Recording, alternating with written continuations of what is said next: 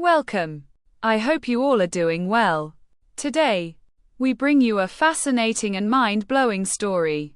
This is not just a tale but a reality that will make you think deeply. So, let's dive into this amazing journey. A Folk History of Slavery in the United States, from interviews with former slaves. Volume 3, Florida Narratives, by Arius. Ambrose Douglass. In 1861, when he was 16 years old, Ambrose Hilliard Douglass was given a sound beating by his North Carolina master because he attempted to refuse the mate that had been given to him, with the instructions to produce a healthy boy child by her, and a long argument on the value of having good, strong, healthy children. In 1937, at the age of 92, Ambrose Douglass welcomed his 38th child into the world. The near centenarian lives near Brooksville in Hernando County, on a rundown farm that he no longer attempts to tend now that most of his 38 children have deserted the farm for the more lucrative employment of the cities of the phosphate camps. Douglass was born free in Detroit in 1845. His parents returned south to visit relatives still in slavery and were soon re-enslaved themselves with their children. Ambrose was one of these. For 21 years he remained in slavery, sometimes at the plantation of his original master in North Carolina, sometimes in other sections after he had been sold to different masters.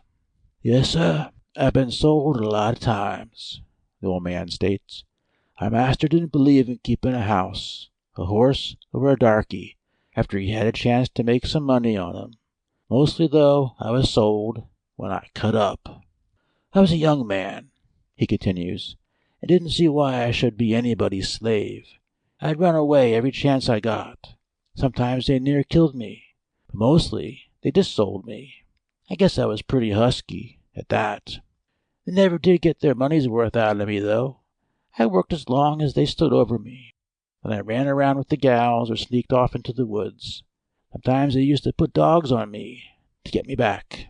When they finally sold me to a man up in Suwannee County, his name was Harris, I thought it would be the end of the world. We had heard about him all the way up in Virginia. They said he beat you, starved you, and tied you up when you didn't work, and killed you if you ran away.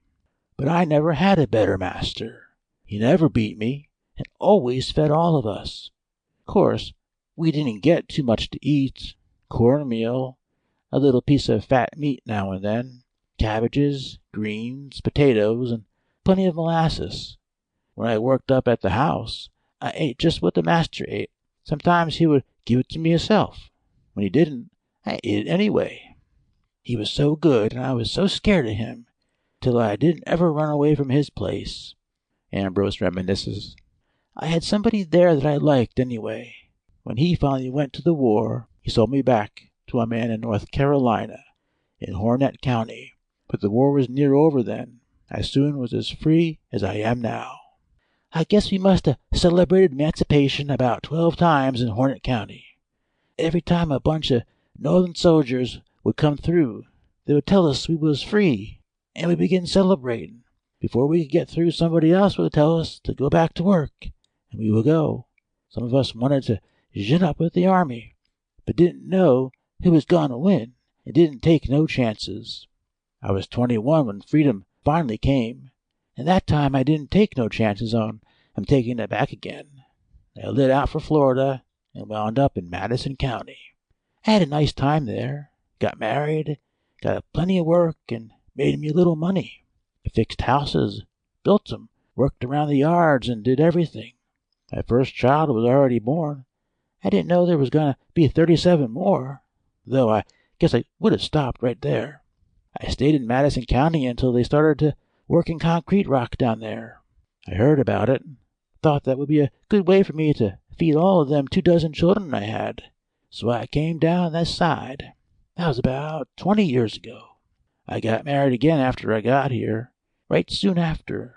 My wife now is 30 years old. We already had 13 children together." His wife is a slight, girlish-looking woman. She says she was 13 when she married Douglass, had her first child that year. 11 of her 13 are still living. Yes, sir. I ain't long stopped work. I worked here in the phosphate mine until last year, when they started to paying pensions. I thought I would get one, but all I got was some PWA work, and this year they told me I was too old for that. I told 'em I was but 91, but they didn't give nothing else. I guess I'll get my pension soon, though. My oldest boy ought to get it too. He's 65. End of section 17. This was today's story. I hope you liked it. If this story touched your heart, be sure to share it with others. We look forward to your valuable feedback. Until then, take care and keep us in your prayers. Goodbye.